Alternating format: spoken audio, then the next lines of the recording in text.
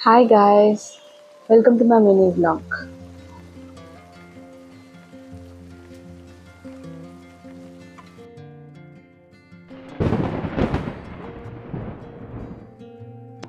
అటు వర్షం పడుతూ ఉంది. ఇటు మా బాబుకి నేను ఫుడ్ ప్రిపేర్ చేస్తున్నా.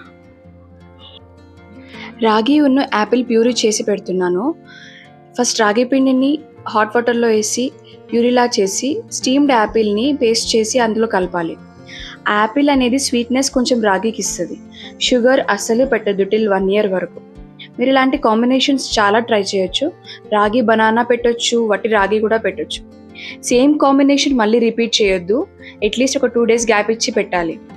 పిల్లలకి 20 వెరైటీస్ ఆఫ్ ఫుడ్ పెట్టాలంటారు ఒకరోజు.